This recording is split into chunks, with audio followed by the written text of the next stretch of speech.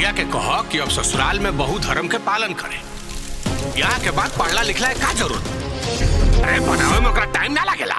काहे इतना खखुआइल बा? बुझा था चाय या नमकीन बगैर तार प्राण छूटा था। 20 आदमी अपन फरमाइश के भार एक अकेले बहुरिया पर डलले भालो। अब समझ में नहीं खियावत कि घर वाले के सुनी कि घर वाले के सपना पूरा करी।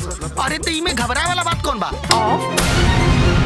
मिल गई डिग्री, बन गई कलेक्टर।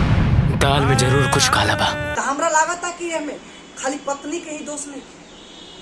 हमार लागत कि जब पत्नी वो गोल पा लेती है, वो लक्ष्य के प्राप्ति कर लेती है, तो पति जौन बड़ा नु अपने आप के असहज और इनसिक्योर फील करे लगा, बहुत ज्यादा ओकरा पे कंट्रोल करे लगा, बहुत ज्यादा ओकरा दायरा और पाबंदी में रखल चाहता। लेकिन जब भोजपुरी के देखे वाला लोग बा, सब के सांझे बिहाने चैनल पे स्वागत। आज हम जो ना फिल्म के ट्रेलर के रिव्यू करे खातिर आई बनी। ये फिल्म के नाम है हानिकारक मेहरारू। ऐसी तरह वह सब यही सुन ले हो कि दारू स्वास्थ्य खातिर हानिकारक बा, नशा कोनो भी स्वास्थ्य खातिर हानिकारक बा।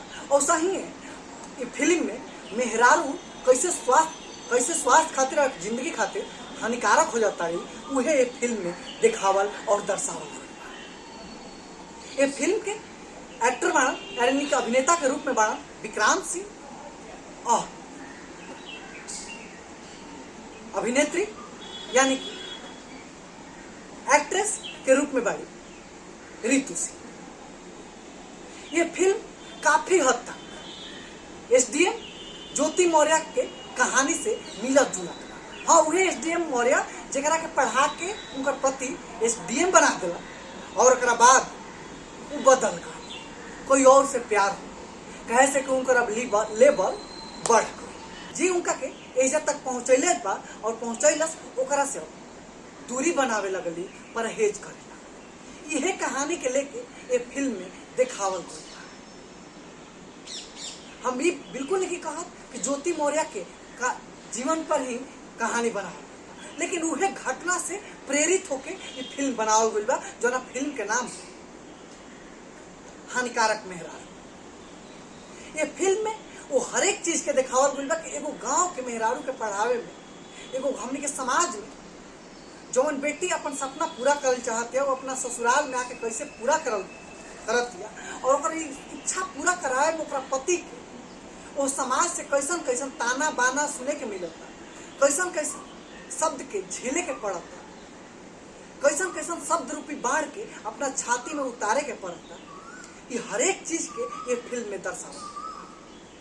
वो हर दर्द हर पीड़ा झेल के पति जब पत्नी के एगो लेवल तक पहुंचा देता, यूपीएससी टॉपर बना देता, ओकरा बाद पत्नी के कैसे नजरिया बदलता, कैसे नजर बदलता, आई पत्नी के प्रति कैसे पति के अब नजर बदलता, कैसा नजरिया बदलता, वो पूरा फिल्म में देखा।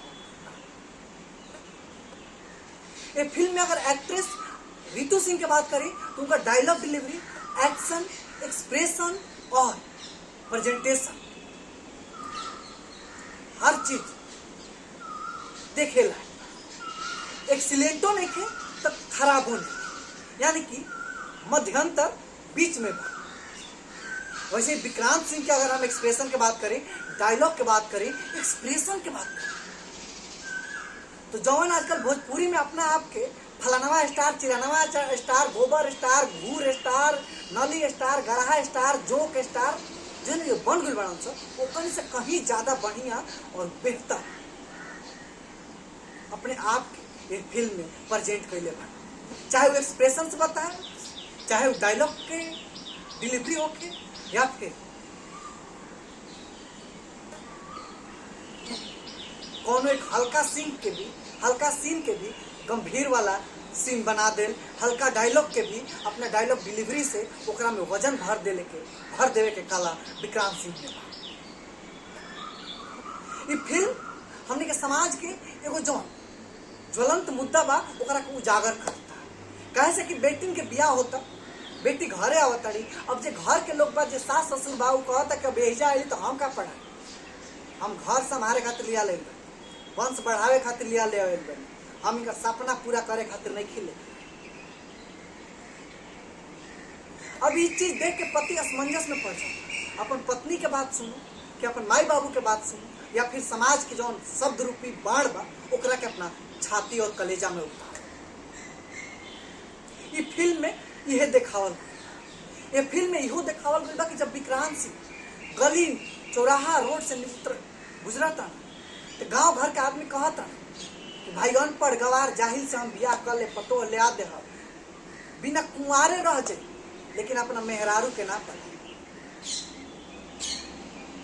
काहे ऐसा हस्र होता, एकर का कारण बा कि हमनी के पत्नी आवत है चाहे हमार बहन कोई घरे जाती तो ओकरा के ससुराल वाला ओकर सपना पूरा नहीं होता, चाहे कराओ तो बना तो बेटी बहन के कैसे नियत बदल जाता, काहे बदल जाता। ये रउआ सबे कमेंट बॉक्स में बताए कि एकर का कारण। तो हमरा लागता कि हमें खाली पत्नी के ही दोष नहीं, हमारा लागता कि जब पत्नी वो गोल पा लेती है, वो लक्ष्य के प्राप्ति कर लेती है, तो पति जौन बड़ा नु अपने आप के असहज और इनसिक्योर फील करे लगा, बहुत ज्यादा ओकरा पे कंट्रोल करे लगा, बहुत ज्यादा ओकरा दायरा और पाबंदी में रखल चाहता। लेकिन जब भी कोई एक बेटी बहन चाहे कोई भी एक इंसान पब्लिक डोमेन में आए, ओकरा पर जिम्मेवारी आ, तू अब 10 लोग से मिली, 10 लोगों के विचार सुन साझा कर, और यह हमारा लागत कि हमनी के समाज में कहीं ना कहीं खट गया। लेकिन ये कोनो लड़की के गलती समाज पर एगो बहुत ज्यादा गहरा असर छोड़ दे। एकरा चलते बहुत सारा ऐसा लोग बा, बहुत सारा ऐसा व्यक्ति बाड़न, इंसान बाड़न, कोनो बेटी बहन अगर कहियन कि हमरा सपना पूरा करे बा हमरा कराही, तो काम करावे से पहले 1000 बार सोची और लास्ट में फिर ना के सहारा।